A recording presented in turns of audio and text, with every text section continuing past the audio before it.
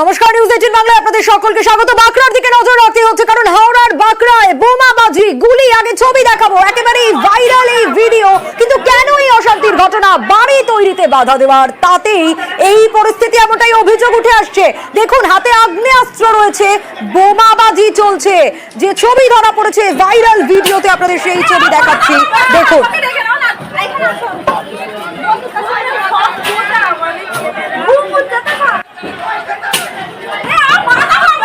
দেখুন সেই ছবি, দুষ্কৃতীর হাতে আগ্নেয়াস্ত্র। স্থানীয়রা কি বলছেন এই ঘটনায়, শোনাবো।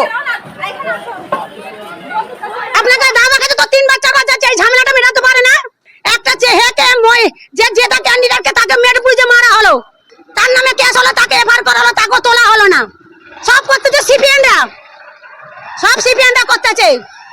হ্যাঁ, বোমাবাজি হয়েছে, ওখান থেকে বোম তোলা হয়েছে, সিপিএনরা করেছে। দেবাশিস রয়েছেন আমার সঙ্গে। দেবাশিস, হাওড়ার বাঁকড়ার এই ঘটনায় সিপিএম এর বিরুদ্ধে অভিযোগ করছেন স্থানীয়রা, কিন্তু এই গোটা ঘটনার সূত্রপাত কোথায়? দুষ্কৃতীর হাতে আগ্নেয়াস্ত্রই বা এলো কিভাবে? দেখো, একেবারে সরাসরি পঞ্চায়েতের সদস্য মফিজুল শেখ, তার পরিবারের তরফ থেকে অভিযোগ করা হচ্ছে এই ঘটনার সঙ্গে সিপিএম যুক্ত। সিপিএম এর দাবি, গত লোকসভা ভোটে এই এলাকার কোনো বুথে তারা এজেন্টই দিতে পারেনি, বলে সিপিএম এর নামগন্ধ যেখানে নেই, সিপিএম কর্মীরা পঞ্চায়েতের সদস্যের বাড়ি ভাঙচুর করতে পারে কিভাবে? এই প্রশ্ন যখন ওঠে, ঠিক তার পাশাপাশি যখন যার বিরুদ্ধে অভিযোগ ওঠে, ফারুক শেখ, অর্থাৎ শেখ ফারুক, খোঁজ খবর করে দেখা যাচ্ছে শেখ ফারুক সেও কিন্তু একেবারে তৃণমূলের কর্মী সদস্য বা তৃণমূল এলাকায় তৃণমূল নেতা হিসেবে পরিচিত। ফলে তৃণমূল নেতা ভাবছে, তৃণমূল নেতা গোষ্ঠী কোন্দলের তত্ত্ব তুলছে সিপিএম এর। তবে রাজনৈতিক কোনো যুদ্ধ নয় বা গন্ডগোল নয় বলে দাবি করেছে তৃণমূল কংগ্রেসও। তাহলে ফারুকের সঙ্গে কি সমস্যা? মূলত মেটিয়া বুরুজে তাদের দুজনেরই কাপড়ের ব্যবসা রয়েছে। বেশ কয়েকদিন আগে থেকে মেটিয়া বুরুজে তাদের দুজনের মধ্যে গোষ্ঠী কোন্দল হয়, সেই কোন্দল চলে আসে একেবারে বাঁকড়ার পাড়ার মধ্যে। আর আজ শেখ মফিজুল যখন বাড়ি থেকে বাজার করতে যাচ্ছিল, সেই সময় মফিজুলকে মারধর করা হয়। তারপরেই শুরু হয় খণ্ডযুদ্ধ, যেখানে ইট বৃষ্টি বোমা যা বাঁকড়াতে ঘটেই চলে। তবে আজ এক অন্য ছবি দেখা গেল, সোজা বন্দুক হাতে গুলি চালাতে দেখা গেল এক ব্যক্তিকে। ভয়াবহ পরিস্থিতি। বেশ,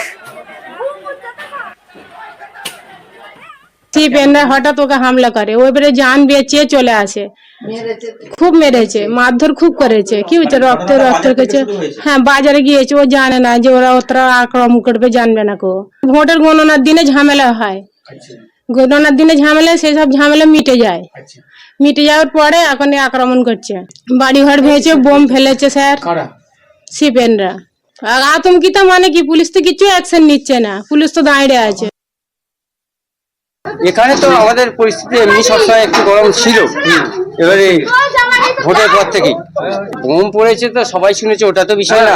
বোম পড়েছে, কোথায় পড়েছে, এখানে পড়েছে কি ওখানে পড়েছে সেটা আমার জানা নেই। আপনি জানেন না? না না না, বোম পড়েনি। তাহলে বোম পড়েছে অবশ্যই, কোথায় পড়েছে সেটা আমাদের জানা নেই। তৃণমূলরা আমাদের পাড়ার ব্যাপার, এটা একটা পাড়ার ব্যাপারে হচ্ছে, সেটা দেখে নেওয়া হবে কি হচ্ছে না হচ্ছে। যদি দলের ব্যাপার থাকে, দলের আমার উদ্যোক্তা নেতৃত্ব আছে।